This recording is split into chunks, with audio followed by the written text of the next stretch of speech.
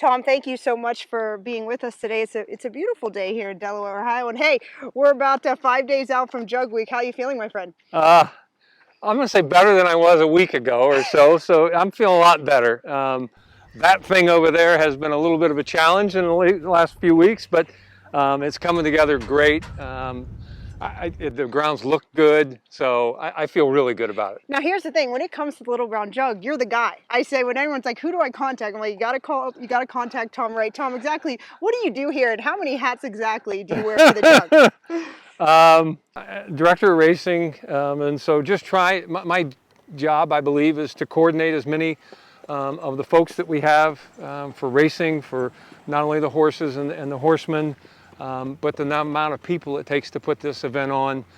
So I'm trying to coordinate and manage that. That's kind of my job as far as that's concerned. Now, when you're looking back over the years, all the time you spent here at the Jug, from selling soda under the grandstands to where you are now, how exactly have you been with Little Brown Jug?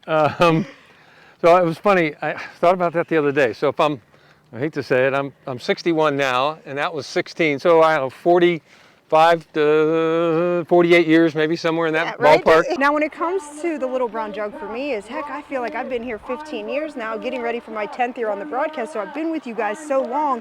When I think of the Little Brown Jug, one word that comes to mind for me is tradition. How about you?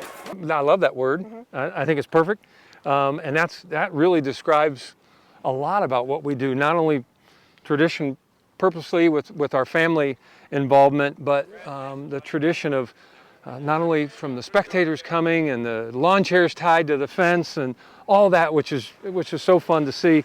Fans that come back every year, that get reacquainted with each other all the time. So that's part of it.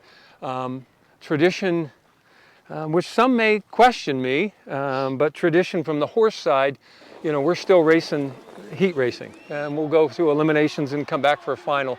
There's not too many anymore that do that, but our fans love it, we love it. And keep in mind, we're only racing for a week, so you only get so much time to display the best 3-year-old colt pacers we have. So that's a big part of it as well. And that is the glamour division, and you've got some good colts to look forward to this year. So interesting to see who is going to put in and go for those heats. But let's talk about the heats. Let's talk about the tradition.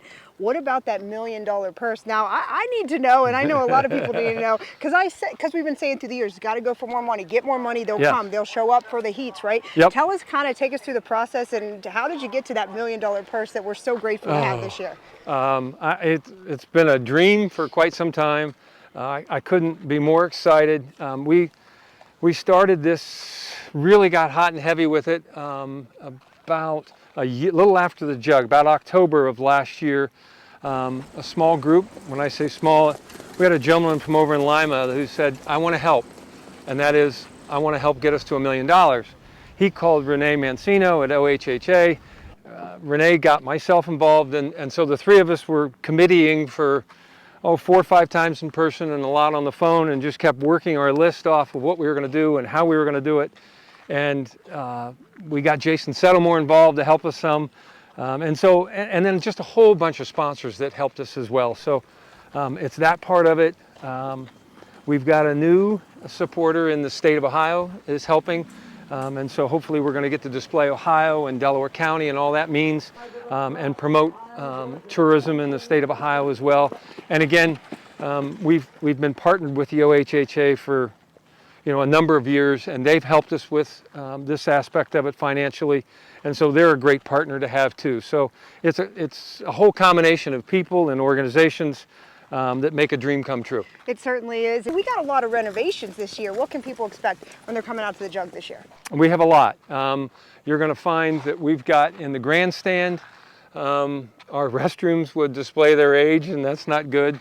So we're just about finished. Well, we had an inspection today, and our fair opens in 3 days. So we've totally renovated the phase 1, which is all the restrooms and the office rooms and so forth underneath the grandstand, which is great. And I hope people love the outside of it. I think it's beautiful.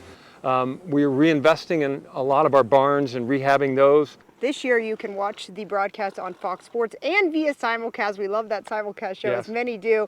But you know, it's all about getting people here. Keeping it an event is the tradition. You know, getting people here in the seats, seeing those lawn chairs lined up, right? Absolutely, for a lot of reasons, but obviously those are the biggest, is just the people who come back every year from literally North America and around the world. I mean, we get folks from all over the place, so that's great.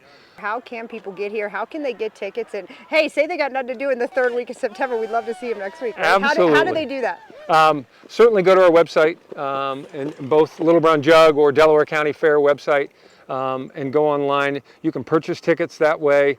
Now, I had to save the best question for last. You know, everyone's got their favorite jug. Wiggle It, Jiggle It was my favorite Little Brown Jug. What is yours? Yeah, race-wise, Wiggle It, Jiggle It. You know, park too wide, lost for words, and Dave Miller was on the inside of him. Sadly, it was Brian Brown's horse who trains here, and that horse trains on this track, lost for words. But Wiggle It just, I don't know where he came up with that. It was amazing. Life Sign was fantastic as well. It was probably because it was Gene Regal so much as it was everything else. But no, that was probably the best part of it too, was seeing John. My other John story, which was really funny. John's on our Little Brown Jug Society, and he'd say, if you guys get this thing to $1 million, we'll race up and down Route 23. We really don't care. So I think I'm here to tell you today, Campbell's coming back. Okay. And I'll give him his whip back, and I'll find his colors for him, and he's going to go out and race on 23. It's going to be great. Well, I can guarantee you this. If you got John Campbell back here at the Jug going for $1 million, those seats will be filled, right? Anyways, lots to look forward to. Tom, thank you so much for catching up with us. And we'll both be there next week for an exciting Jug for 2023. Be there. Be there.